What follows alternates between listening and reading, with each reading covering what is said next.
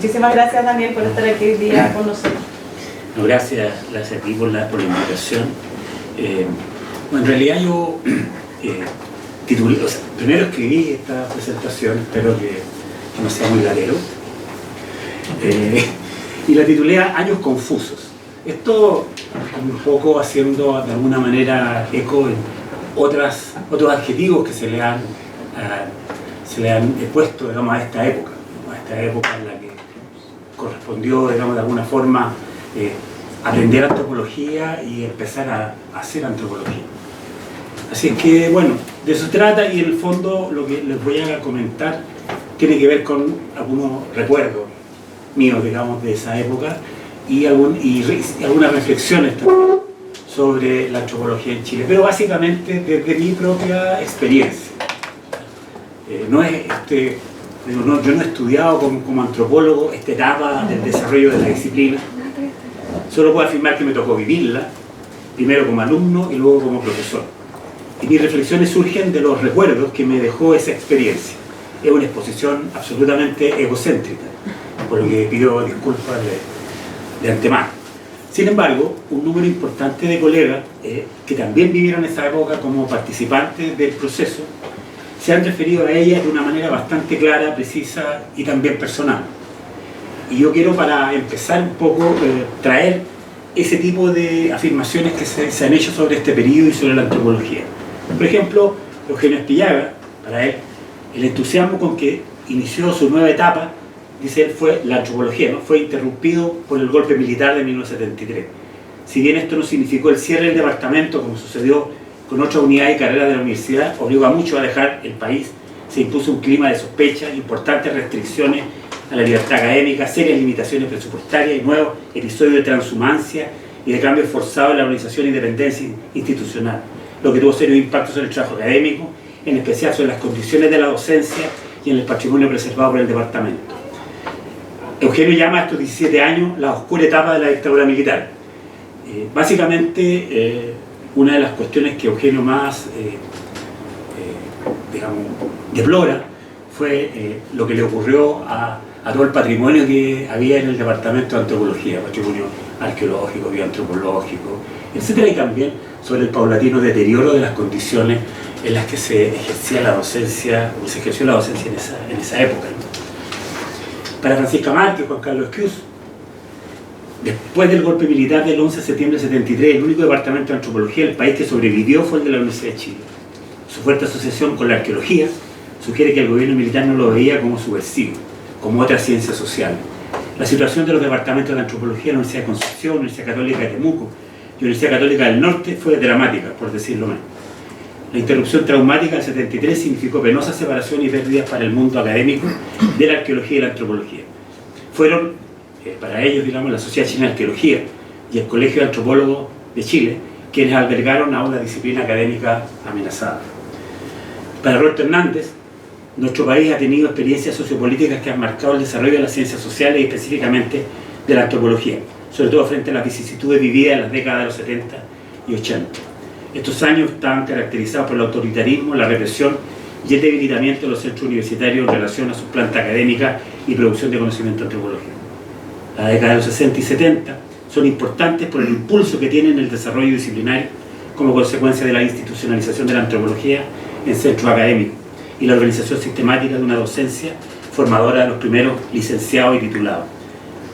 Dice Roberto Hernández, hemos sido partícipes de la fundación de estos centros universitarios donde se cultivaron la ciencia antropológica y donde se formaron los primeros profesionales de esta disciplina. En cambio, la década de los 80 está marcada por el refugio de una parte importante de sus investigadores en ONGs y centros académicos fuera de las fronteras nacionales.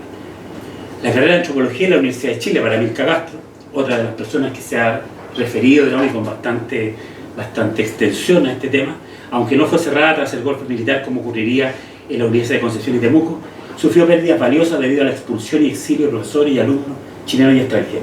En general, los decanos, directores de departamento y demás autoridades universitarias debían ser nombrados por rectores delegados, permanecían en sus funciones mientras contaran con su confianza, confabulados con políticas represivas de hostigamiento, persecución, encarcelamiento, exoneración y exilio para profesores y alumnos. En este escenario, dice Milka, para unos el destino fue la diáspora intelectual, Otros permanecimos en el país tomando inevitablemente lugar en bandos de una sociedad fracturada. Se tuvo que soportar la supresión de libertad de pensamiento bajo el lema de la despolitización de las ciencias sociales, y así la autonomía institucional, la libertad de expresión y de cátedra y el pluralismo desaparecieron. El golpe de Estado es el inicio de la llamada limpieza ideológica, dice Milk, anulando todos los cursos que hubiesen sido impartidos por profesores de izquierda. Luego se prohíbe o minimiza la lectura y enseñanza de corrientes teóricas y metodológicas afines al marxismo y se fomentan aquellas que aseguraran la reinserción en moldes del pensamiento que el sistema requería, funcionalismo y ecología. Durante largo tiempo hubo persecución y encarcelamiento de profesores, aula intervenida, labor docente controlada y contenidos teóricos mutilados. Estas políticas se fortalecían con la desconfianza que se había instalado en la comunidad universitaria por muchos años, frenando cualquier intento de reorganización. La época se caracterizó por la inexistencia de una comunidad antropológica constituida y por el aislamiento profesional. El golpe de Estado, según José Bengoa, rompió la incipiente antropología que en los años anteriores se había desarrollado en las universidades. Se cerraron casi todas las escuelas con excepción de la Universidad de Chile, lo que había ocurrido porque en ese lugar permanecía la vieja idea folclorizante de la antropología que no iba ni en contra ni del nuevo modelo autoritario ni cuestionaba cosa alguna. Rescata José Bengoa a Mario Orellana, arqueólogo y querido profesor que en medio de complejos procesos políticos fue expulsado de la universidad. El resto se mantuvo impertérrito, repitiendo viejas monsergas de la antropología crítica. Finalmente, para terminar un poco con esto, para Fresia Salinas, el golpe de Estado del 73 provocó grandes cambios para quienes estábamos estudiando y evidentemente para quienes trabajaban como profesionales. Se cerraron escuelas de antropología, nuestros profesores debieron partir, quedando los que no eran cuestionados a cargo de estos botes a medio hundir. Los años 80 fueron los de las organizaciones no gubernamentales, las organizaciones al alero de la Iglesia y del trabajo para organismos estatales. De alguna manera, los antropólogos debíamos subsistir, ojalá realizando aquello para lo cual nos habíamos formado, por los años de la antropología aplicada. Esto no significa que antes solo se trabajara en la investigación pura. Los antropólogos solían entregar sus conclusiones a las instituciones que parecieran tener un rol que jugar en los destinos de los grupos estudiados, que fuesen tomados en cuenta o no, era otro asunto. Los años de la dictadura fueron llamados la época oscura por la condición de, dice Fresia, por la condición de semiclandestinidad del quehacer antropológico, que si bien permanecía como disciplina académica, impartida en universidades, era mirada con sospecha por las autoridades de gobierno y por los propios antropólogos, cuando sus pares trabajaban para ciertos organismos relacionados con el gobierno. Bueno, estas impresiones, reflexiones y comentarios son solamente una muestra aleatoria, digamos, de lo que se ha escrito sobre la práctica de la antropología en este periodo. O sea, hay muchos otros textos que nos hablan más o menos de la misma manera sobre este periodo. Yo no lo voy a hacer así, porque creo que lo importante es tal vez mostrarles, digamos, cuál fue la experiencia que yo tuve personal en este periodo, digamos, tanto como alumno y como profesor. Así es que les voy a dar la lata de contarles un poco una biografía mía, en relación obviamente con la antropología, ¿no? Pero porque en el fondo la idea es que esto sea como una especie de testimonio, ¿no? que en el fondo le dan a los antropólogos sus, entre comillas, informantes en algún momento. Entonces, yo quiero que esto se tome como un testimonio de la época y no obviamente como una radiografía ni como un estudio, digamos, sistemático sobre la época. Así que, bueno, nací en Lindero en 1954. El mismo año que se creaba en Santiago el Centro de Estudio Antropológico, ancestro directo del Departamento de Antropología de la Universidad de Chile. Este centro fue creado con la misión de desarrollar la antropología en su sentido más amplio, generando un espacio académico para la investigación y la conformación de un cuerpo de futuros docentes para ello. Este espacio amplio convocaba la arqueología, la antropología física y la antropología social. Estuvo dirigido en sus 2 primeros años por el antropólogo y arqueólogo norteamericano Richard Shedel en torno a un proyecto de investigación, Reconocimiento Arqueológico de Chile, conducido por el propio Shedel.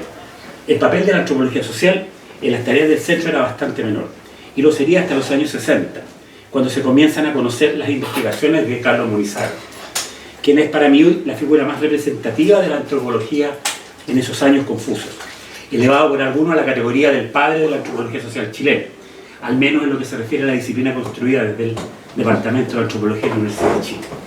Pero Carlos Munizaga es un personaje complejo, una persona compleja, y creo que es interesante tener algunos datos de él, para un poco entender también que era lo que en ese minuto representaba el Departamento de Antropología. Carlos Munizaga formó parte del Centro de Estudio Antropológico desde su inicio. Comenzó siendo ayudante de investigación del propio Scherer, luego de Jacob Fried, de Osvaldo Menguín, de Arturo König. Entre 1959 y 1960 cursó el magíster en Sociología, donde fue alumno de Alfred Métraux, antropólogo francés que le prologó su primer libro, Vida de un araucano. Ese año fue contratado como profesor jornada completa, cargo que mantuvo hasta su retiro en 1992. Hizo arqueología y luego recorrió las fronteras disciplinarias de la antropología con gran soltura, iniciando fecundas líneas de investigación con botánicos, entomólogos, psiquiatras, arquitectos, abogados, educadores, escritores, entre otros. Además de la docencia y la investigación en estos años confusos, Carlos Munizaga fue decano de la Facultad de Ciencias Humanas entre 1974 y 1978, director del Departamento de Antropología entre 1984 y 1989 y vicedecano de la Facultad de Ciencias Sociales entre 1989 y 1990. Comentar la importancia de Carlos Munizaga en esta época de la antropología excede los límites de esta presentación, pero debemos conocerlo y estudiarlo en forma crítica y reflexiva el aporte de él a la antropología. Yo creo que es Carlos Munizaga la persona que representa de la mejor manera posible lo que fue la antropología social, al menos en esta época y en estos años. Y por lo tanto creo que el estudio de su obra es algo que todavía está por hacerse, ¿no? Es algo que todavía no se ha abordado de una manera sistemática y moderna. Sigo con mi biografía. En 1960, cuando se publica por primera vez La vida de un araucano, yo cursaba segunda preparatoria en la escuela pública número 6 de Hombres de Lindero. Las clases eran por la mañana, las niñas iban por la tarde a la misma escuela, que para ella era la escuela número 7 de mujeres.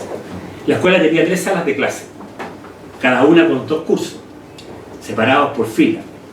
Hice tercera y cuarta preparatoria en 1961, pues según la profesora, la señorita Agripina Leiva, muy amiga de mi abuelo Daniel, me aburría, así que me pasó de una fila a la otra. Como era una escuela básica, tenía solo hasta sexta preparatoria. Mis padres decidieron enviarme a un colegio particular en San Bernardo, luego de terminar quinta preparatoria el 62, el año del Mundial de Fútbol en Chile, y me encuentro con un aparato de televisión. Comencé en el Instituto Sagrado Corazón de San Bernardo en 1963, dirigido por curas holandeses, con solo 9 años. Mi mamá me llevó en micro la primera semana y luego me tuve que ir solo. Esos curas holandeses fueron mis primeros otros. Hablaban español con un acento raro, leían libros en un idioma extraño, contaban de ciudades en las que nunca había escuchado. Mi abuelo materno era español, tenía su acento, también hablaba de otros pueblos y ciudades, pero su otredad me era cercana y sus historias eran mi propia historia. Estuve 7 años en ese colegio, de sexta preparatoria a sexta humanidades, salí en 1969. Mi ramo preferido era la historia y los idiomas, inglés, francés, incluso algo de holandés pude aprender. Me gustaba mucho la política. Traduje en 1968 del francés Creux de Trois de Nombreux Vietnam, capítulo de un viejo libro de tapas verdes de la editorial Máspero titulado Le Socialisme en l'Homme, que recopilaba varios textos de Che Guevara y lo puse en el diario mural del colegio.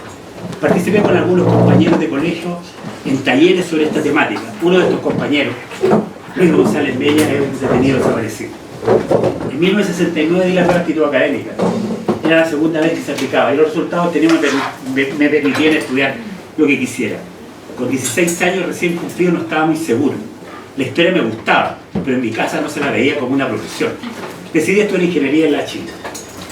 Ese año, 1970, comienza el gobierno de la Unidad Popular con la presidencia de Salvador Allende, época de gran efervescencia política, con movilizaciones estudiantiles, paros gremiales, toma de edificios, enfrentamientos con carabineros, plasmaba una sociedad muy polarizada donde el respeto por el otro se había un poco perdido.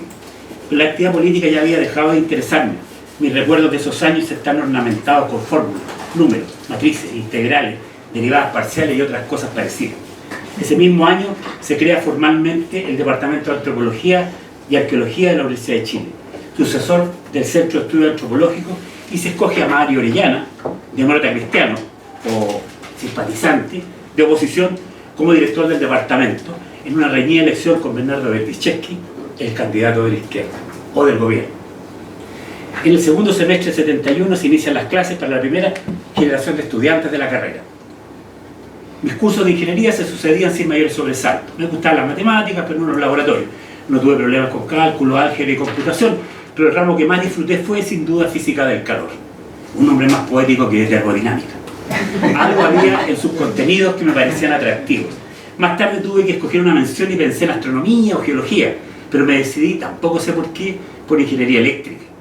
Esa decisión apresurada y equivocada hizo que comenzara a buscar otros horizontes. Intentaba estar a gusto, pero no lo lograba. 1972 fue un año lleno de dudas. Pensé estudiar otra cosa, además de ingeniería, algo más relacionado con las letras y un poco menos con los números. Una buena alternativa era la arqueología, disciplina vinculada con la historia, mi principal interés. Así que una tarde de octubre de ese año tomé la micro de Niamata y me fui de Ochef a Macul, a conocer el lugar donde se impartía la carrera. Era una pequeña casa que estaba al frente del pedagógico. Después de caminar por el lugar y mirar con curiosidad a la gente, me decidí a preguntar sobre la carrera. Y me dijeron que podía conversar con Mario Orellana, el director del departamento. Creo que fue su secretario. Me recibió con amabilidad y respondió gentilmente a todas mis preguntas.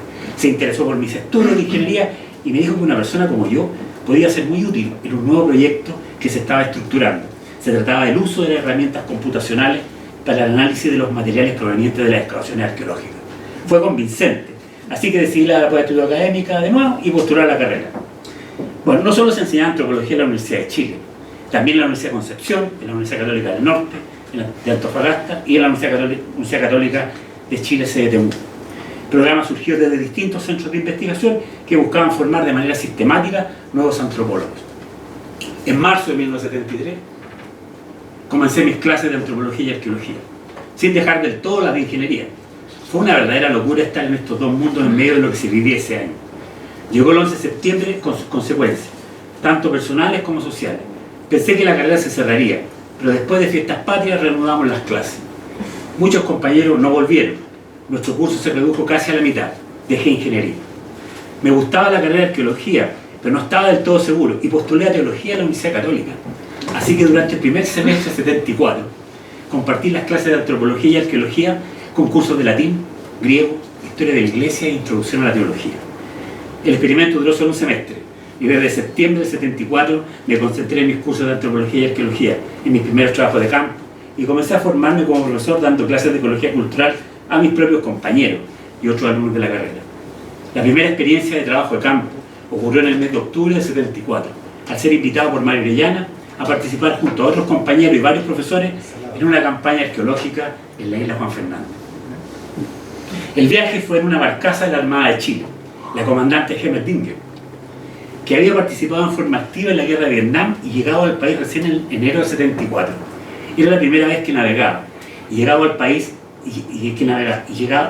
formativa de la guerra de Vietnam y llegaba al país recién en enero del 74. Era la primera vez que navegaba y la experiencia fue increíble. Todavía recuerdo el amanecer en medio del mar, después de aguantar toda la noche una gran tormenta y el avistamiento de la isla en la lejanía. Es una imagen que no se ha borrado. El trabajo fue bastante intenso y recuerdo que una de las preocupaciones de los profesores era buscar el piso original del fuerte, que podía ser de ladrillo o huevillo. Mis recuerdos de ese trabajo se relacionan con los viajes diarios que debíamos realizar en bote desde el lugar donde alojábamos, la hostería Bangal, hasta el pueblo de San Juan Bautista en la bahía Cumberland, donde estaba el fuerte. No olvido la langosta, el salmón de roca y el pisco cabel.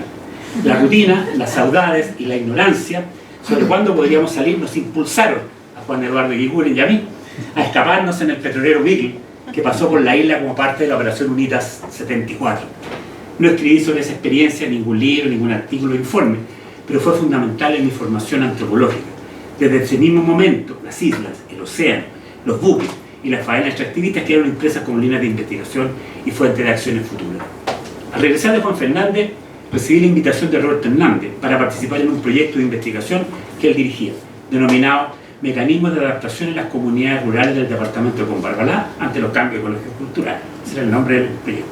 El trabajo de campo realizado en los pueblos del Soruco, el Sauce y Quilitapia, en la comuna de Combarbalá, durante 3 temporadas, entre 1974 y 1975, me permitió aprender a observar, a preguntar, a escuchar y a conversar, y también a conocer las limitaciones del trabajo de campo y las del etnógrafo. Siempre me ha costado tocar una puerta, y en esos encuentros pude reconocer esa dificultad y saber cómo sobreponerme. Escribí mi primer informe etnográfico a partir de las notas que tomé en mi cuaderno de campo, mi primer cuaderno de campo. Pero no solo participé en el trabajo de campo, sino también en la construcción de un modelo de análisis de los datos tomados de los planteamientos de la ecología cultural. Nuestra unidad de estudio era la comunidad y el modelo estaba formado por 5 categorías de datos: población, tecnología, organización, medio ambiente y agentes externos. Siendo la población el agregado humano que compone la comunidad, la tecnología la forma como la población organiza racionalmente las actividades de explotación y distribución con el fin de adaptarse en un tiempo y lugar determinado. La población, la tecnología y la organización forman parte del Estado, del sistema comunidad, y el medio ambiente y los agentes externos, sus entradas y los mecanismos adaptativos, sus salidas. Este sistema comunidad o sistema local se inscribía en sistemas mayores, el sistema comunal, regional, nacional e internacional. Era el primer modelo teórico que conocía y pude aplicarlo a los datos recogidos en terreno. Había decidido seguir la especialidad en antropología social y no arqueología. Luego estuve en un nuevo proyecto dirigido por Roberto Hernández, esta vez con Michel Romeo, otro de nuestros profesores, sobre los pescadores artesanales en la caleta de Orcón, en la región de Valparaíso.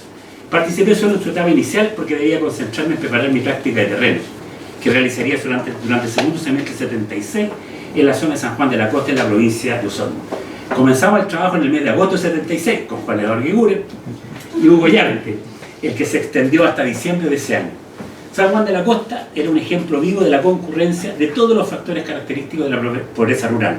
Era una zona muy famosa por sus índices negativos, ya que durante muchos años tuvo los índices de analfabetismo, mortalidad infantil y desnutrición más elevados del país e incluso entre los más altos del mundo. Estas cifras aparentemente desilusionantes nos motivaron a realizar un estudio antropológico de las comunidades con la convicción de que nos podría entregar valiosos antecedentes para una adecuada programación del desarrollo de esta región. Nuestra residencia está en la ciudad de Osorno, en la dependencia de FREDER, Fundación Radio Escuela para el Desarrollo Rural, y de ahí nos trasladábamos por periodo de más o menos una semana a las localidades escogidas. El centro de operaciones de campo está en la misión de Quilacagüín, a orillas del río Rabo, cerca de su confluencia con el río Bueno. Fue un trabajo de campo intenso, con grandes dificultades operacionales, pero logramos reunir bastante información sobre la historia y el funcionamiento de los grupos humanos en la zona y sus adaptaciones al medio ambiente local y regional. En mi opinión, había reunido ya suficiente experiencia de campo en comunidad agrícola, en caleta de pescadores y en comunidad indígena, lo que representaba gran parte de los grupos humanos que la antropología estudiaba en aquellos años, agrupados bajo la amplia categoría de antropología rural. La antropología urbana era otra cosa y no me sentía muy atraído por ella, a pesar de los interesantes trabajos que estaba desarrollando Carlos Munizaga. En esa época pensaba que el trabajo de campo debía hacerse lejos de la casa. Había hecho bastante fieldwork y pensaba que estaba preparado para trabajar como antropólogo. Pensaba. Mi tesis de licenciatura la defendí el 78. Su título, sin duda algo pomposo, Antropología de los sistemas culturales, una aproximación epistemológica y metodológica, escondía los primeros intentos por construir una aproximación teórica para el estudio de los denominados sistemas culturales. En el prólogo de ese trabajo digo que en ese momento había realizado bastante trabajo de campo durante el transcurso de la carrera y siempre había quedado insatisfecho. Eso es lo que yo digo. Obviamente, mirado desde hoy, no era bastante ni mucho menos. Luego enumero dichas experiencias, todas desarrolladas entre 1974 y 1976. Comunidad agrícola de la comuna de Combarrala y Mincha, de la región de Coquimbo, comunidad de pescadores de Orcón y Juan Fernández, en la región de Valparaíso, comunidades rurales de pequeños propietarios de la comuna de Navidad, en la región de O'Higgins, comunidades rurales indígenas en la costa de la provincia de Osorno, en la región de los lagos. Comillas. Estas experiencias me habían revelado, digo en esa tesis, las lagunas teóricas que existen en la programación de las actividades de terreno en la antropología chilena y también motivaba a realizar un ejercicio serio de acercamiento entre teoría y práctica, ¿no? Y la conclusión era que uno de los caminos que permitía hacerlo, esta aproximación entre teoría y práctica, era la formulación de modelos. Algo más complejo que los elaborados para representar procesos adaptativos en las comunidades de Conce y Chinchín. Los años de ingeniería me hacían pensar que las expresiones matemáticas podrían ayudarnos a comprender mejor, de una manera más clara y precisa, los fenómenos sociales y culturales. Nunca lo hice eso. El 79 fui contratado como profesor, 12 horas, del Departamento de Antropología de la Universidad de Chile.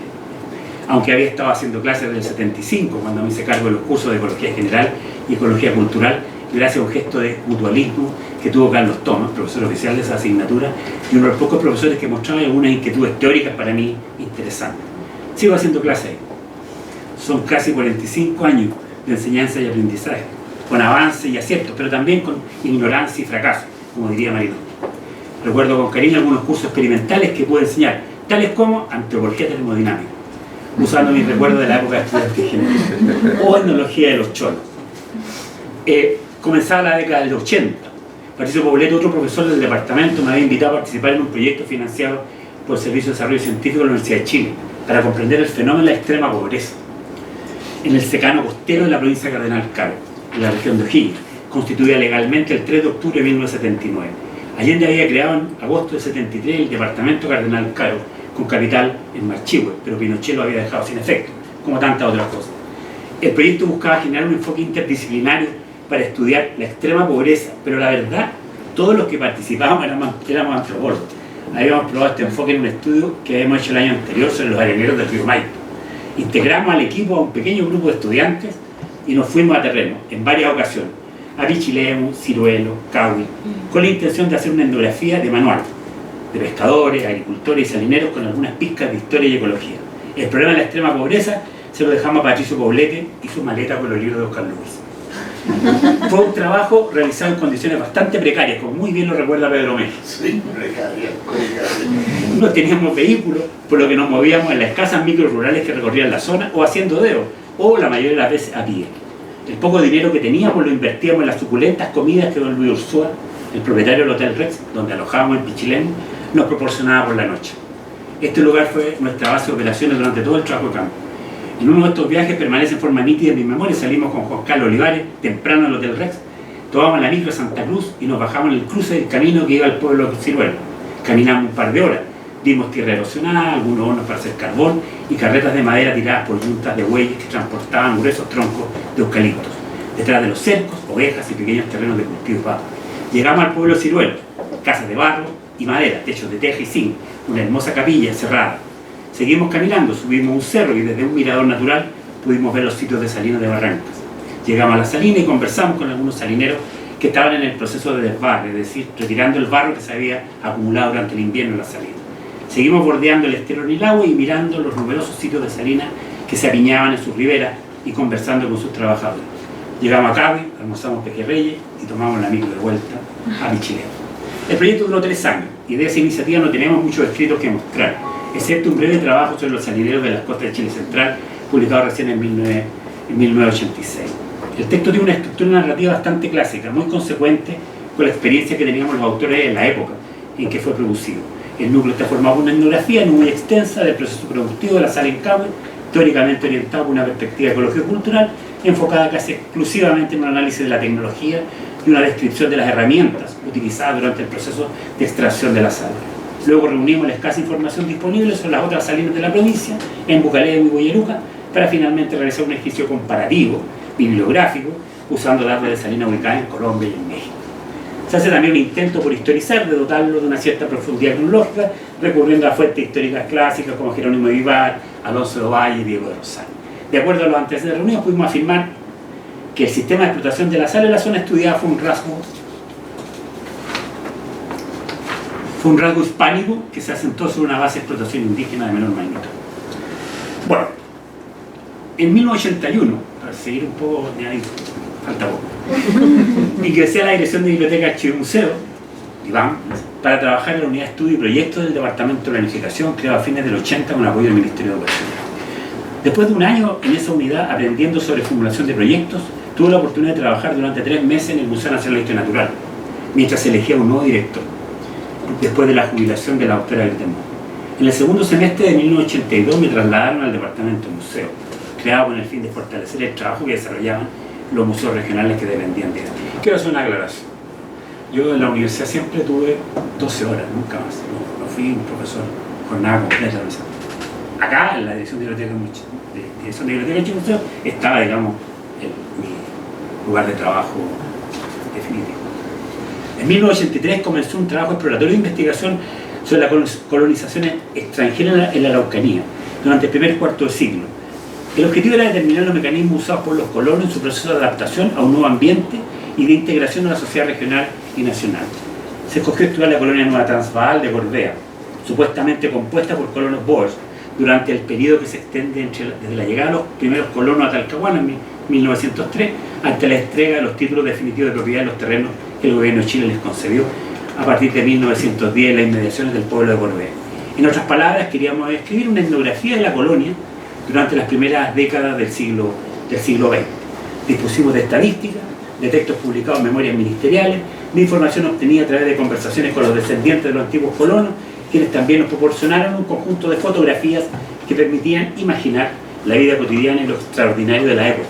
Que la principal fuente de información sobre la marcha de la colonia Nueva Transvaal fueron los diarios, sobre todo algunos periódicos locales como La Colonia, Voces Colonial de Cordea y del Grens Bote de Temuco, que se encontraban entre las colecciones de la Biblioteca Nacional. Fotocopiábamos páginas completas de los diarios, recortábamos las noticias y las pegábamos en un cuaderno universitario, ordenada en forma cronológica. Era un cuaderno de campo, donde el campo era la sección periódico de la Biblioteca Nacional y el imaginado Orbea de comienzo del siglo XX. El primer escrito sobre la colección holandesa y otros que siguieron fueron publicados en el boletín del Museo Regional de la Araucanía. Segundo, en 1986 la DIVAM decide organizar una exposición para conmemorar el centenario del nacimiento de Martín Gusinde, sacerdote y antropólogo alemán, un notable estudioso de los pueblos fuego-patagónicos, un tipo de iniciativa que no se había hecho antes. Invité a Juan Carlos Olivares, alumno y ayudante del Departamento de Antropología, para que participara en el proyecto y en conjunto con el Departamento de Museografía de la DIVAM levantamos la exposición Martín Gusinde, Cazador de Sombras, mostrada en la Sala Miguel de Cervantes de la Biblioteca Nacional entre 1987 y 1988. Las colecciones que había reunido Gusinde en sus viajes a la Araucanía, a Chiloé y especialmente a Fuego Patagonia estaban ahora en los depósitos del Museo Nacional de Historia Natural, después de haber sido dejadas en el Museo de Etnología y Antropología de Chile al regreso de sus viajes. Sin embargo, la información sobre las colecciones se mantenía guardada en el Museo Histórico Nacional. Así comenzó mi trabajo de campo en el museo, donde conté con la dedicada guía y colaboración de Nieves Acevedo y Miguel Ángel Azorra, especialistas que había conocido en mi estancia en el museo en 1982. Revisé numerosas cajas con objetos que estaban envueltos en periódicos de 1921, de 1922, pues muchos de ellos no habían sido abiertos después de ser ingresados y almacenados por Gusinde. Las primeras piezas que me llamaron la atención fueron las puntas en hueso de ballena, de los arpones usados por los nómadas caneros para la caza de peces y animales marinos. Decidí estudiar las primeras, las medí, las describí, teniendo a la vista los libros en alemán de Gusinde, que estaban en la sección de Antropología del Museo de Ciencia Natural, y un gran texto de Samuel Lotro, con anotaciones de Aureliano Yarzún, que encontré en la biblioteca del Museo Histórico Nacional. Era la primera vez que trabajaba con objetos de museo y fue una notable experiencia y un aprendizaje muy intenso. Un convenio entre la DIVAM y la Corporación Nacional Forestal, firmado en 1987, con el objeto de poner en valor el patrimonio cultural inserto en el área silvestre protegida del país, nos llevó en el mes de septiembre de 1989 a la Reserva Nacional Radal Siete Tazas. Nuestra misión era relevar etnográficamente los rasgos culturales patrimoniales más característicos de los grupos humanos que vivían en los alrededores de la reserva. Había estado en la zona unos meses antes, en febrero del 89, formando parte de un equipo interdisciplinario con arqueólogos y conservadores, y pudimos notar la presencia de 4 grandes actividades que se desarrollaban en la zona: agricultura, elaboración del carbón, crianza de ganado y arriería, además de la presencia de un incipiente programa de apoyo a la apicultura. Con un grupo de arrieros realizamos una expedición al sector del volcán en la cordillera andina. Expedición que es de la que no me puedo olvidar. No les voy a decir por qué. Y escogimos 4 localidades donde observar dichas actividades y los trabajos etnográficos: el Toro, el Radal, los Maquis y el Guanaco. El 25 de septiembre llegamos a Perquinglé, donde nos quedamos un par de semanas. Nos movimos en la zona, principalmente a pie, pero también a caballo. Conversamos con Diógenes Rodríguez, de Fondo del Guanaco, con Elías Adambe, de los Maquis, con Dalmiro Moya, del Toyo, con Cuto Aguirre, del Radal, también con otras personas que sería demasiado largo enumerar. Estábamos aprendiendo sobre la vida cotidiana en estos parajes, pero desafortunadamente el trabajo fue interrumpido por una serie de conflictos surgidos entre CONAF y la gente que se dedicaba a la elaboración del carbón. Esta actividad había sido prohibida, pues se decía que sacaba la madera de los bosques de la reserva. Debido al convenio existente y a nuestra sensación de que tal prohibición afectaba profundamente el estilo de vida de numerosos habitantes de la zona y por ende su patrimonio cultural, no nos pareció prudente permanecer en la zona y nos fuimos, no sin antes haber hecho presente este contrasentido: patrimonio y patrimonio. Bueno, este es un resumen apretado de mis actividades antropológicas en estos años, confuso, que no puedo terminar sin señalar mi participación a fines de la década del 80 en la construcción de una antropología poética, una forma de resistencia, como muchas otras, a las verdades oficiales y a los caminos sin retorno. Pero mi participación en esta iniciativa merece una charla en sí misma, no puedo entenderme en eso. Y ahora, para terminar, de verdad, me quiero referir brevemente a las reflexiones de mis colegas, ¿no?, con las que yo inicié esta exposición, considerando mi propia experiencia. Primero, unos eventos. En 1975 nos enteramos que Mario Orellana, nuestro querido director del departamento, había sido detenido por los militares. y se lo habían llevado prisionero a Cuatro Aguas. Se suponía que Mario Orellana era una persona de oposición, una persona demócrata cristiana, etc. Entonces era raro que eso pudiera ocurrir. Ese fue un hecho, digamos, que es interesante citar. Hay otro que fue muy fuerte, por lo menos para mí. En 1981, un alumno de la carrera de antropología, Charles Ramírez Caldera, muere durante un asalto a la sucursal Manquehue del Banco del Estado, en un enfrentamiento con la Policía de Investigación.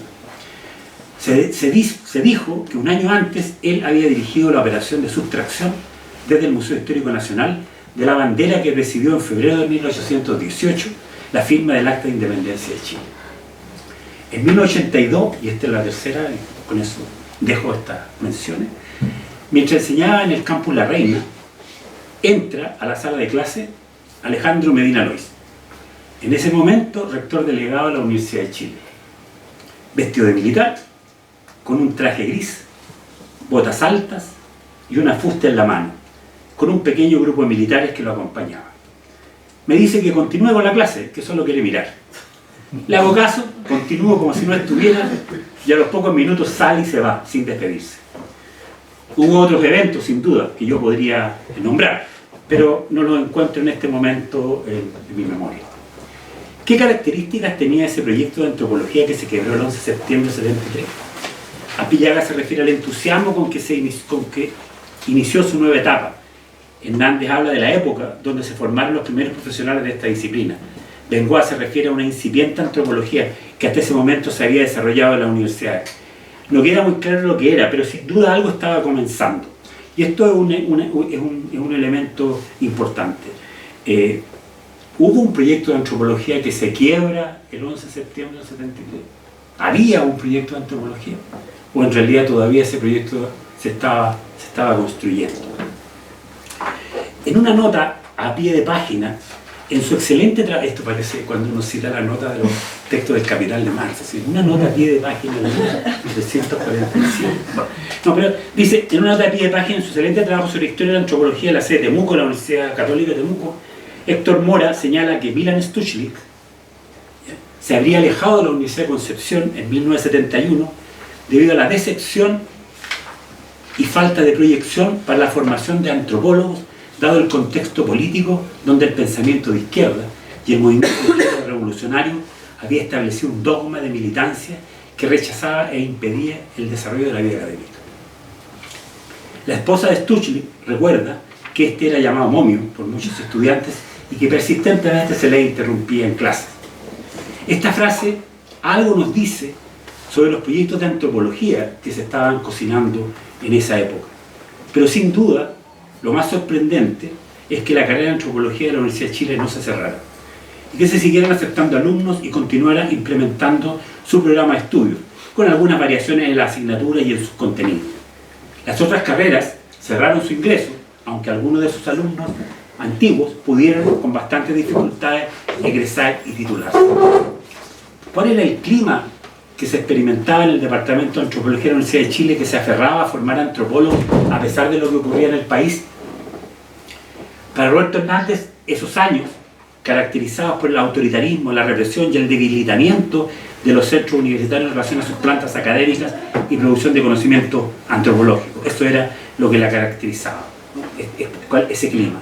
Milka Castro habla de supresión de libertad de pensamiento bajo el lema de la despolitización, habla de limpieza ideológica, habla, digamos, de que los cursos que impartían profesores de izquierda habían sido eliminados, que se había prohibido o minimizado la lectura y enseñanza de corrientes teóricas y metodológicas afines al marxismo, y que se fomentaban otras que aseguraban la reinserción en moldes del pensamiento que el sistema requería, funcionalismo y ecología.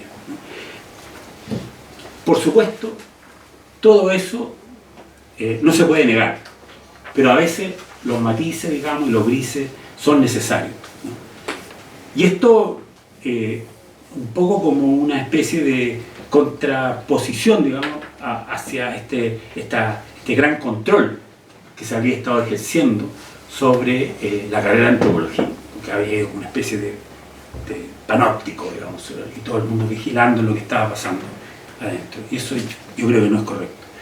En la década del 80, por ejemplo, me correspondió impartir durante algunos años el curso de Antropología Económica. Y uno de los libros obligatorios de la asignatura era Antropología y Economía, editado por Maurice Godelier, reconocido antropólogo marxista. Nadie dijo nada ni me prohibió usarlo, ni que los alumnos lo estudiaran. Probablemente había mucha autocensura, pero sin duda el clima era muy complejo y uno cuidaba mucho lo que decía y a quién se lo decía. En este caso, ¿cierto?, la opacidad era virtuosa. El encarcelamiento de profesores de antropología es un asunto real y hay innumerables testimonios de eso. El caso de los profesores del Instituto de Antropología de la Universidad de Concepción se conoce por muchos testimonios, tanto de ellos mismos como de otras personas que fueron testigos. La exoneración de profesores también es un asunto conocido, lo mismo que el exilio de profesores y alumnos. Todo eso es muy lamentable y no debiera ocurrir bajo ningún punto de vista. Y obviamente no solo a los profesores o estudiantes de antropología, sino que a ninguna persona. La enseñanza y la práctica de la disciplina no estaba al margen en ese momento de lo que ocurría en la sociedad chilena, como tampoco lo va a estar, lo está en otros momentos. Hay una cuestión que es interesante señalar, que es la formación de un colegio profesional. Milka dice que la formación de un colegio profesional fue pensada como un espacio donde romper este aislamiento. Podríamos llamar un espacio de resistencia. El Colegio de Antropólogos se constituye en 1984 y en 1985 logra organizar el primer Congreso de Antropología, un evento clave en el desarrollo de la antropología en los años de la dictadura. A partir de 1989, dice Castro, el colegio se desarticula hasta caer en la inacción, producto de mejores oportunidades de inserción laboral de sus asociados, dejando como resultado la no realización del segundo congreso que debía ser el año 89. Entonces, eso también, esa frase que también señala, digamos, la fragilidad de este colegio, digamos, en el sentido de poder hacerse cargo un poco de una proyección nueva. Yo quisiera, aquí ya terminando, me gustaría a mí citar las palabras que el propio Carlos Moisaga, ¿no?, director del Departamento de Antropología en algunos años de esta época, dice, digamos, en el discurso de inauguración del primer Congreso de Antropología. Dice Carlos Moisaga, ¿cuánto necesitamos nosotros, dice, y necesitan los jóvenes, de estudios etnográficos de la universidad? Una etnografía que dé cuenta de cómo se manifiesta en ella, concretamente, en la historia de vida de sus académicos y alumnos, la influencia, la implacable guadaña exterior que ciega a los que se sabe no transan en materias que amenacen la libertad intelectual, la libertad social. Una etnografía que revele quienes orientan esta ciencia en una unidad académica, quienes mandan, quienes deciden. Considero que estas notas, dice Moisaga, tienen una actualidad práctica y que, junto con la de otros antropólogos, debe abrir los ojos a los alumnos, dice, y termina, dice, sin rencor alguno. Yo creo que es importante esa frase de Carlos Moisaga, porque lo que a nosotros nos falta todavía es precisamente estudiar de una manera antropológica, sistemática, lo que fue este periodo para la antropología. Lo que yo hice, digamos, acá fue simplemente presentar lo que yo hice, digamos, de antropología en la época y tal vez tener que señalar que lo hace muy bien. Y eso a veces es una frase que uno debe tener mucho cuidado cuando la dice, porque no es un periodo en el cual debiera uno pasarlo bien, pero lo pasamos bien. Quiero terminar esta presentación con una confesión, y esto es más personal todavía que todo lo demás que he dicho. Después de casi 70 años, sigo viviendo en Linderos, pueblo donde nací. Soy profesor en el Departamento de Antropología de la Universidad de Chile desde 1979. Son 44 años. Trabajo desde 1981 en la Dirección de Biblioteca, Archivo y Museo, ahora Servicio Nacional del Patrimonio Cultural. Son 42 años. Me casé en 1982 y seguimos juntos con mi esposa después de 41 años, sin contar los 5 años de pololeo. Soy un conservador. Respeto los contratos, evito los conflictos y no me gusta eso que llaman progreso, aunque disfruto de algunos de sus inventos. Soy un anarquista, desconfío del Estado, aunque trabajo para él y de los que nos gobiernan, cualquiera sea el signo político que tenga. Soy un antropólogo misántropo, no me gusta la gente. No así las personas con nombres, apodos y apellidos. No soy activista ni consistente. pero respeto y admiro a aquellos que lo son. Si pudiera escoger mis antropólogos referentes, la lista no es muy larga.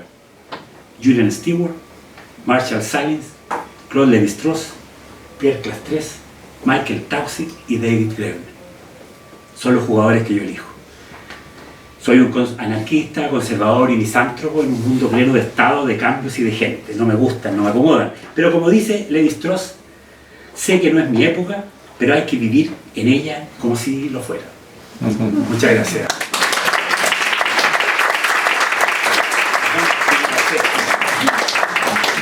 Me pasé mucho, yo creo. Muchas gracias, Daniel, muy provocador, interesante, matizado, mucho ahí que está dicho y no dicho. Así es que, bueno, no sé si hay preguntas o comentarios para Daniel. Tenemos un ratito para conversar con él. ¿Sí? Sí. Hola Luis. Hola profesor, ¿cómo estás? Fue mi profesor de guía de tesis también. Mucho gusto, hace años que no lo veía. Supe que estaba esta charla y me hice el espacio para él. Gracias. Además muy interesante porque quienes estudiamos en la Chile en los 90, a fines de los 90 por lo menos, fue como súper oscuro o sea, no había luces de lo que había pasado en dictadura. En la Chile era poco lo que se enseñaba de antropología chilena, de los antropología hecha en Chile, por decirlo así, que ahora es un nombre más conocido por esta serie de colecciones de libros que han sacado en América Latina, etcétera, que nos ha llevado a varios antropólogos a reflexionar, a mirar un poco para atrás. Están las entrevistas de la revista Antropologías del Sur, que son entretenidas, y uno como que trata de buscarse esta experiencia de la antropología hecha en Chile, de la antropología en Chile y de los antropólogos y antropólogas de Chile, y uno tal vez reflejarse también en ella. Así que por esas palabras le agradezco la exposición. Y tengo un par de preguntas muy puntuales que también me interesan harto desde el punto de vista de las líneas que estoy viendo. Antropología rural es un tema que me gusta mucho, me apasiona y que lo he trabajado harto. El profesor Roberto Hernández lo mencionó varias veces, con quien yo también trabajé. Y ahí tenía unas dudas respecto a la antropología rural. Claro, el profesor Hernández siempre señala que él fue uno de los primeros que hizo la cátedra de antropología rural desde que se creó la carrera, y probablemente hasta el 75 cuando él se fue. Tal vez coincide eso con la detención de Orellana, que eran cercanos a ellos, es muy probable. Eso ya es una zona más oscura, y ya falleció el profesor Hernández en el 2021. Y respecto a antropología rural, le quería ver si podía recordarse algo más, que uno pudiera señalar cuáles eran los marcos teóricos, las intenciones. Recordemos que había pasado hace poco, o estaba pasando la reforma agraria. Después del golpe, obviamente, eso terminó, entonces... y claro, yo me imagino que tal vez como la carrera siguió, a lo mejor meterse en temas de reforma agraria y de contrarreforma tan ahí, no era una opción muy viable. Y claro, y he visto los trabajos, por ejemplo, de Chiu, en la cual se toma mucho Redfield, y usted menciona también ecología cultural. Y para sintetizar la pregunta, ¿qué me diría del enfoque que tenían los ramos rurales? Y también tengo una duda de qué pasó después de que el profesor Hernández se fue, porque nosotros después en los 90 tuvimos Mirka Castro como de la cátedra de antropología rural. ¿Esa cátedra se eliminó? ¿Esa cátedra siguió? ¿Alguien la desarrolló? ¿Qué me puede contar de esa? Bueno, respecto al curso de antropología rural es bien interesante porque efectivamente fue Roberto Hernández que lo inventó ese curso. O sea, yo recuerdo incluso la primera vez que se dicta el curso de antropología rural, yo fui compañero de alumnos en ese curso de gente que era anterior a mí, de otros cursos.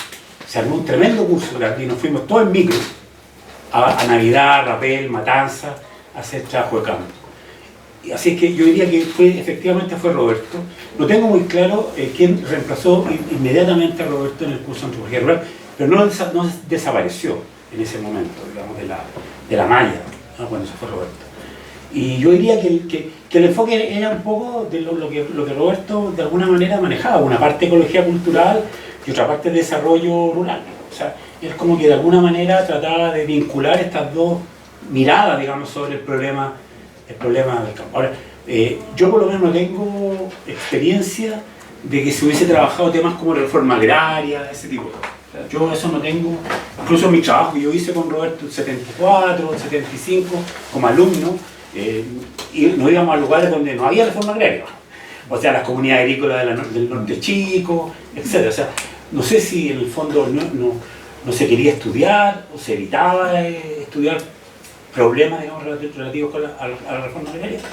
Pero al menos la mirada de Roberto era, por un lado, comunidad agrícola y por otro lado, pescadores. O sea, de alguna forma, creo que, una opinión mía ahora, o sea, hay una especie de evitación de esos temas. Creo, o sea, en ese sentido. Y yo pienso que después se va Roberto, después del 76, o sea, no sé, Sí, por ahí, 75, 76. después que él se va, yo creo que yo no sé quién lo reemplaza en antropología rural. Yo hice el curso con él, en antropología rural. Gracias. Pancho. Me encantó la última reflexión. No sé si lo conversamos o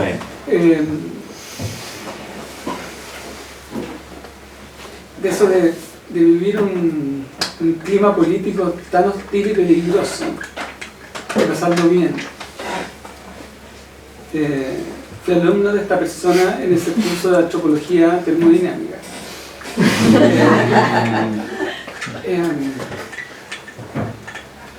Y yo tengo la sensación de que, más allá de haber un proyecto político detrás de la antropología, lo que había era un proyecto de construir un tipo particular de personaje intelectual. Fundado en la rareza de su trabajo y su articulación al mundo social. Creo que esa condición, en el fondo, era como una materia que estaba ahí presente en todos los cursos. Vale decir que, más que instruirte en una materia para que tú fueras una persona especialista en eso o lo que fuera, era instruirte de cómo deberías representarte a ti mismo siendo antropólogo. Y que eso era una condición particular y tenía que ser muy respetada, efectivamente muy respetada. Para decir, cuando uno adquiría ese rol, la gente lo reconocía como algo admirable. Y esa condición hizo que lo pasáramos bien a pesar de que vivíamos en un clima político horrendo. Yo no recuerdo, bueno, habrá algún episodio por ahí, sí, pero yo no recuerdo que algún momento en que no estuviéramos viviendo en nuestra burbuja de rareza absoluta y de total falta de articulación al mundo real, que en todo el periodo de la dictadura. Y yo entré el 79 a la universidad antropología. Y pienso que es probablemente por eso que es difícil hacer la misma pesquisa que se le haría al sociólogo, probablemente, claro, que tiene una trayectoria mucho más larga. Siempre me acuerdo, siempre lo cuento, cosas que me marcaron siendo alumno de ella.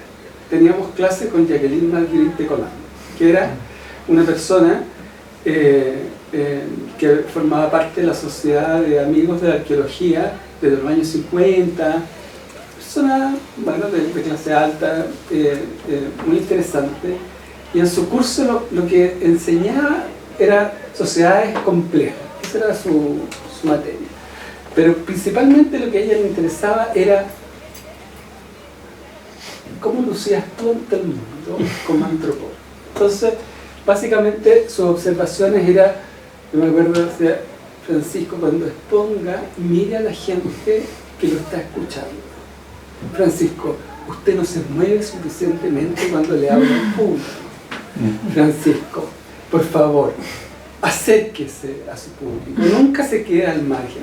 Todas sus observaciones, mira, o sea, yo las aprendí todas. Y creo que grafica bien yo lo pasaba estupendo. No sé ni recuerdo que aprendí de la sociedad compleja, pero eso sí lo recuerdo perfectamente. Las palabras que se escuchan correctamente, las frases. O sea, creo que lo pasábamos bien porque estábamos viviendo en un mundo que construíamos que era un poco como de ficción. Sí, yo creo que eso es súper importante, eso, porque es verdad que era una burbuja, o sea, eso es súper simple. Yo llegaba a las 8:30 de la mañana al departamento de antropología, a la escuela, a la casita, y me iba a las 8 de la noche. Estaba todo el día ahí, todo el día. Todo el día, era un lugar seguro. Era un lugar que no te pasaba nada. O sea, entonces, en ese sentido también fue una especie de protección, digamos, a lo que hacía. Y de verdad, y por eso a veces a uno le cuesta decirlo, porque dice, lo pasé bien. Pero como habéis pasado bien en esa época, pero en realidad lo pasábamos bien. Yo no quiero hablar de las fiestas en la casa con Eduardo, porque sería demasiado en ese tipo de temas. No se hacían fiestas. Era el encuentro, ¿no? Pero sí, eso es lo que tú señalas es cierto.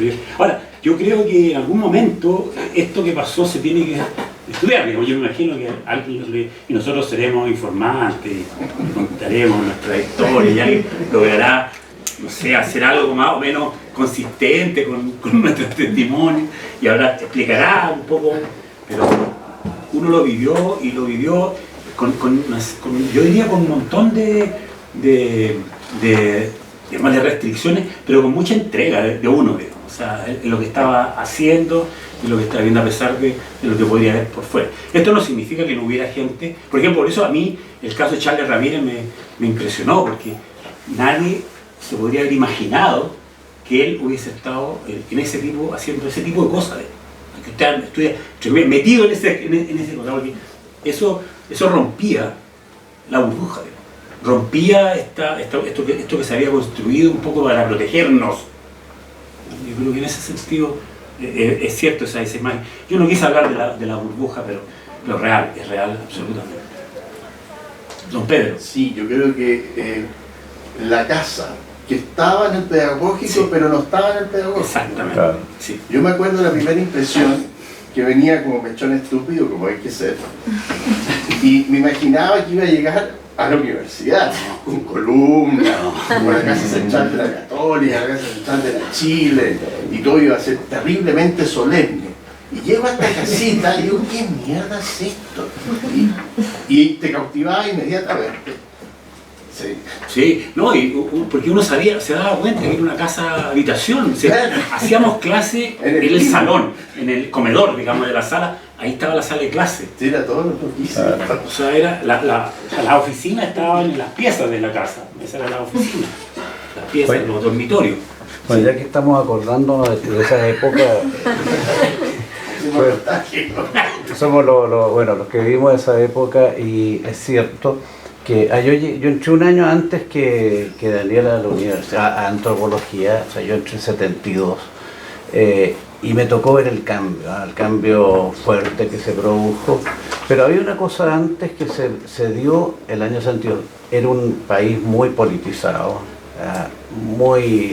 había situaciones muy tensas de repente, pero antropología era como una isla en esa época donde era súper democrático, todas las corrientes políticas estaban presentes, todas las que podían, pero todas tenían su boletín, porque en otras partes del pedagógico existía, o eran socialistas, o eran comunistas, o filosofía que eran anarquistas.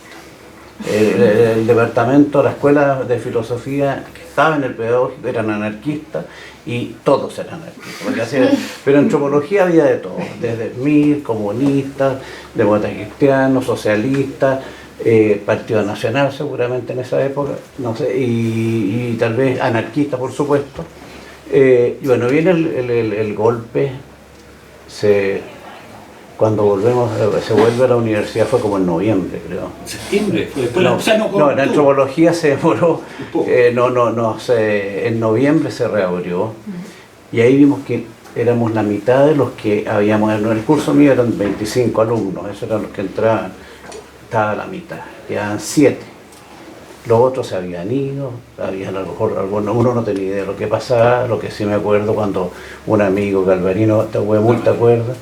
Y me dije, mi hermano se desapareció y después aparece en el río su cuerpo. O sea, son historias que empiezan a aparecer, uno se empieza a dar cuenta. Pero se produce eso, este fenómeno que están contando, tal vez por todo lo que tú has señalado. En antropología se ve un ambiente de unidad tremenda, yo creo, entre los estudiantes y los profesores también. Éramos un grupo muy chico, donde había mucha cercanía entre todos, o habían grupos por supuesto, pero había una cosa muy... Y teníamos, a pesar, buenos profesores, había de todo también. Pero me acuerdo de la como Jimena Bunster, de la Grete Mosny, el propio Berdichevsky siguió un poco después se tuvo que ir. Bueno, hablaste de Carlos Monizaga y de ¿cómo se llama? Mario Orellana y así, y habían otros, pero se dio de todo y fue un periodo muy especial. Yo creo que lo han reflejado bien tú, Daniel, como lo cuentas y como lo mencionas tú, Daniel. O sea, algo, no sé, sería burbuja, sería como no querer ver lo que está pasando, o este era el lugar donde estábamos contentos. Nos pasó, yo estuve junto con Daniel en el sur, en Osorno, y ahí pudimos vivir algo que no lo comentaste, pero nosotros estábamos haciendo este proyecto con la radioescuela La Freder, que eran unos capuchinos holandeses que se dedicaban a la enseñanza a través de la radio para las poblaciones huilliche, y nosotros fuimos a trabajar con ellos, digamos.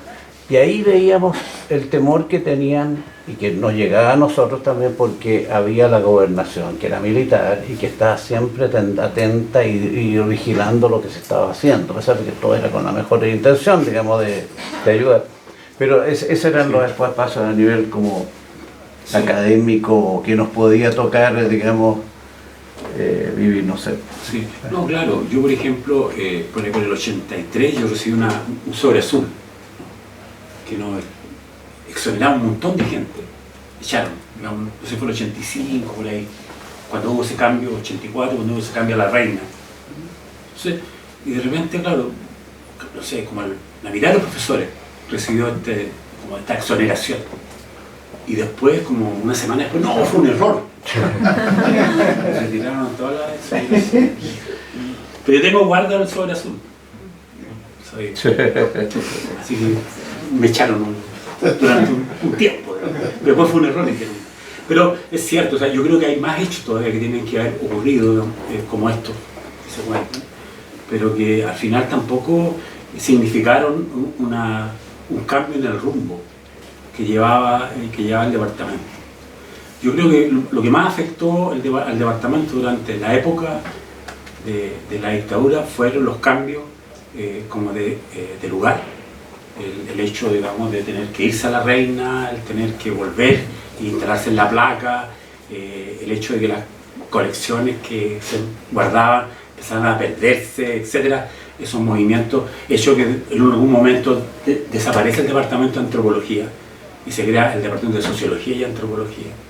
Entonces, y eso fue ya la segunda década, digamos, o sea, en la década del 80, que pasaron esas cosas, no tanto en la del 70. A pesar de que fue una época tal vez más fregada desde el punto de vista como del control, fue una época en la que la burbuja funcionó mejor, digamos, en ese sentido. Yo tengo una pregunta muy interesante, me encantó el relato. Gracias. Hay un mito, claro, como dice Luis, nosotros como que no cachamos. Siempre hubo como un manto un velo de dudas sobre lo que había ocurrido entonces uno se iba enterando que este profesor tal cosa, que este profesor tal otra. Pero nunca hubo certeza con respecto a nada, eran como rumores, más que mitos. Pero hay tal mito que tiene que ver con la particularidad que desarrolla posteriormente el Departamento de Antropología de la Chile, que es básicamente un departamento muy extraño, sobre todo teóricamente, ¿no? Entonces, y esa extrañeza teórica que tiene, que es básicamente una gran escuela de pensamiento, con algunos como sujetos que tratan de disentir a partir de empresas individuales, el mito dice que estaría fundada básicamente en la preeminencia que tuvo Munizaga, con posterioridad fundamentalmente al golpe. ¿Hay algo de eso? ¿O es una cosa normal? Porque también tiene que ver con que Munizaga puede haber tenido una personalidad que le hubiera dado esa preeminencia aún sin el golpe, ¿no? Claro.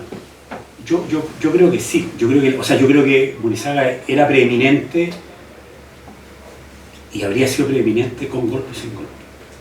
Ahora, él fue un personaje que supo no sé, la palabra es adaptarse, supo adecuarse, digamos, a las circunstancias. Porque ya venía en el Centro de Estudios Antropológicos desde los años 50. Venía relacionado con los y él fue el primero que empezó a hacer estudios de antropología, lo que llamaríamos hoy día antropología social. Y los alumnos del primer año, digamos, de antropología, Sergio Martínez, Marcelo Arnold, qué sé yo, de ese grupo, Eugenio Gutiérrez, yo no me acuerdo de muchos más, ellos eran muy cercanos con Munizaga, muy cercanos, y ayudantes de Munizaga, etc. Entonces, yo creo que ahí se genera, digamos, este estructural funcionalismo, que era como más meltoniano, no sé, que tenía don Carlos. Pero yo creo que efectivamente la figura es como muy fuerte, con mucho esplendor, digamos, que nubla un poco a los demás. Y en ese sentido, al menos en antropología social, Carlos Munizaga, no había nadie, digamos, que, o sea, a ver, después María Estegreve y otros profesores pudieron haber comunicado, pero no tuvieron la preeminencia, y además don Carlos tuvo los cargos políticos dentro del departamento y dentro de la facultad. Eso también lo hace una figura preeminente. O sea, ahora, teóricamente, yo creo que funcionó, como dice la ministra Gastro, el estructural funcionalismo era funcional, entre comillas, a la época, ¿no? Y no hubo mayor problema con eso. Y creo que sí, bueno, y en el fondo, tal vez el tema más teórico, tal vez más posterior, yo creo que es con Marcelo Arnold, que se estructura más, digamos, esta perspectiva y se hace un poco más hegemónica incluso. Pero la verdad es que no había mucho más teoría donde allegarse, digamos.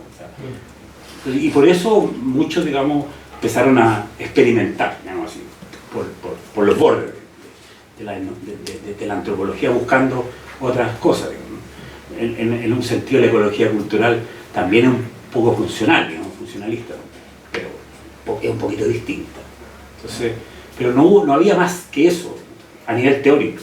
Entonces, a veces lo que uno ve como una cosa teórica muy potente, en realidad es una falta de teoría, digamos. Que es lo que yo pienso, que lo que había en realidad es una falta como de pensamiento teórico fuerte en antropología, social al menos. Probablemente en arqueología no era tan así. En antropología social no había mucha reflexión teórica. No es que no hubiera teoría, sino que no había mucha reflexión ni discusión teórica. Pero por lo menos es lo que yo percibo. Daniel, yo tengo una pregunta muy interesante. Voy a dejar dándole vuelta a un montón de temas. Tenía una pregunta respecto a la burbuja de ustedes, aunque tú no la llamaste así, pero que Pancho la develó. Respecto de lo que estaba pasando quizás en los países vecinos, con eventuales otras burbujas o no, ¿qué comunicación o no había con antropólogos de los países vecinos? Yo al menos te podría decir así, de mi parte, ninguna. O sea, era una burbuja, de verdad. Yeah. Y no era archipelágica la burbuja, digamos, no es que hubiera otras burbujas y estuviéramos relacionados con otras burbujas. Era una burbuja, y era muy de clausura, digamos. Una burbuja, o sea, había algunos que tenían vínculos con gente que estudiaba otras carreras, pero éramos muy endogámicos en esa época, muy entre antropólogos todos. Uno lo veía cuando nos juntábamos. Seguramente las generaciones posteriores de nosotros, digamos, eran más, pues más promiscuas. y se juntaban con gente de otras carreras y de otras disciplinas. No sé, acá, ahí, mi experiencia al menos era algunos acercamientos con la psicóloga de otro tipo, la exogamia necesaria, digamos, para la burbuja. Perdón por ese desabrupto mío. No, pero yo diría que no, yo diría que la burbuja era muy real, muy real. Eso hace mucho sentido con lo que estás planteando respecto de la poca posibilidad de desarrollo conceptual también. Sí, absolutamente. Sí. Leíamos, teníamos, había literatura y no es que estuviéramos como cortados por ese lado, o sea, leíamos arte, costaba leer, las fotocopias eran una brutalidad, digamos. Olían mal. Pero sí, o sea, había en ese sentido no estábamos tan desconectados, pero no había participaciones en congresos, no. Claro, esa interacción no se da mucho, claro. Bueno, gracias Daniel por la presentación. Bueno, alguna vez hemos conversado por aquí y por allá de estas cosas, pero a partir de lo que tú planteas, ¿por qué crees que esta historia todavía no se escribe? ¿Qué es lo que ha fallado? ¿Qué es lo que ha faltado? Yo creo que porque los antropólogos somos poco antropólogos. O sea, no tenemos una relación con nuestros ancestros muy potente. Y de hecho, es curioso, por ejemplo, que hablamos de Munizaga, que es como el iniciador de la antropología y todo, no tengamos unos libros de él hoy día disponibles que se puedan consultar, leer, criticar. Yo creo que no tenemos mucho aprecio. Yo creo que tal vez un psicoanalista lo podría analizar mejor esta cosa, pero yo creo que no tenemos mucho acercamiento hacia aquellos que nos precedieron. Hacia lo nuestro mismo, digamos. Claro, y yo creo que tiene que ver con una falta de mentalidad histórica.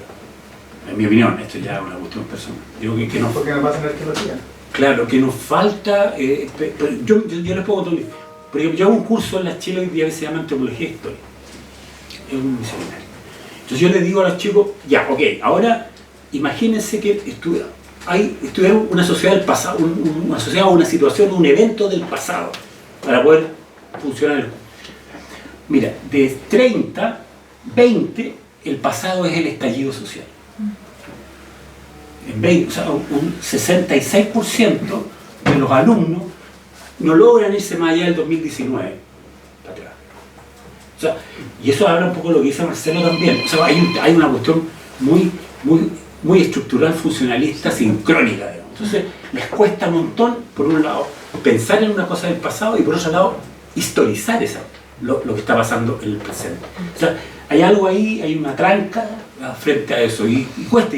Y bueno, entonces cuesta irse hacia atrás. Y en ese sentido, yo creo que por eso también nos cuesta mucho hablar de aquellos que nos precedieron en esto. Yo creo que, y ahora pienso que una disciplina, para que realmente adquiera ese carácter de disciplina, necesita conocer sus antecedentes.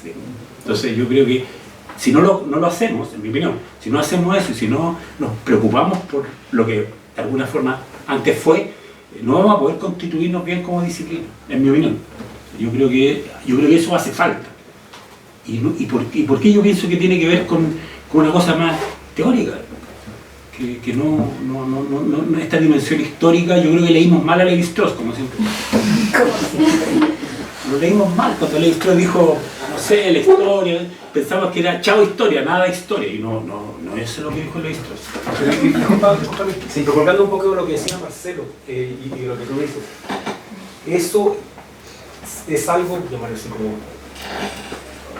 ¿cuánto de la política del periodo 73-90 pesa en que todavía esa historia no se escriba? ¿O es secundario ese factor, como decía Marcelo? ¿Se puede prescindir de la explicación? Yo creo que no, porque yo creo que se han hecho. Yo, por ejemplo, no sé, yo recomiendo el texto de Héctor Mora sobre la antropología de la Universidad Católica de Temuco, porque él hace ahí un trabajo bien potente, bien intenso y de preocupación, digamos, Ahora él ve también la antropología en otro lado, él se enfoca más en el tema de la católica del mundo, pero es un gran estudio, o sea, hay mucho ahí, hay mucha luz ahí que se entrega y que se podría ocupar para ver lo que ocurre en otros lugares. Héctor Mora va incluso a entrevistar a la esposa de Stuchnik y hace una tremenda entrevista con ella y ella ilumina mucho del trabajo de Stuchnik y de sus problemas. O sea, yo creo que se puede hacer. Yo creo que nosotros nomás no queremos hacerlo.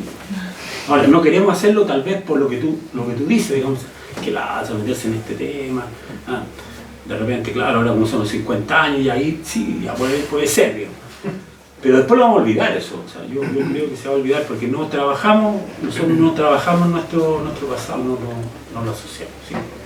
Claro, pero creo que igual tiene que ver también con la lógica de la burbuja nuevamente, porque tiene que ser, o sea, una burbuja es algo frágil, ¿no? Y que también flota, no es asible, ¿no? Yo creo que sigue como esa lógica en los 90 y yo ya estudio en los 2000, a principios de los 2000, y sigue esa lógica un poco como de no saber muy bien, como de percibir que venimos de alguna parte, pero no saber muy bien para dónde va, como estos profes como que flotan también, está la eterna 12 horas, ¿no? Sí. Como porque Daniel quiero una leyenda, ustedes, yo tuve, o sea, de mí no se acuerdan en absoluto, pero mi seminario de quinto año lo tomé con usted y fantástico, me puso un 7. Buenas notas. Más clases. Aún de todos los profesores de la escuela, el colegio que tuve más cursos, aunque tienen 12 horas. Pero porque muchos no iban, yo tuve solo ese, ¿cachai? Pero era una cosa así, entonces, como toda esta cosa que gira, que flota, y al mismo tiempo, porque pensando, se volvió esto de igual una conversación muy de la escuela de la Chile, ¿no? Pero, ¿qué significa eso? Yo cuando estaba también en ese, ¿qué es una escuela? ¿Pero qué escuela? ¿Quiénes son? ¿Dónde van? ¿Qué significa? ¿Qué es lo que tengo que aprender de ellos? ¿No? Y en algunos de los paseos eventuales, expediciones eventuales que nos hacía adentro del departamento, y había una sala de reuniones, ¿cierto? Como con un montón de fotos, ¿sí? Y ahí yo, por ejemplo, descubrí que había un pariente, que era Claudio Mazzone, que había una foto de él ahí. Y yo como, mira los Mazzone, ¿será pariente mío? Y ahí descubrí que éramos parientes. Entonces, y había fotos, pero no había nada más. No, sí. No había nada más. Entonces, claro, no es solo una labor pendiente que yo creo que es muy interesante cómo se abre también la posibilidad de hacerlo, muy asible también. Hay que aprovechar, digamos, que hay una generación completa muy dispuesta también a conversar al respecto, pero también pienso en todos los que ya fallecieron, ¿no?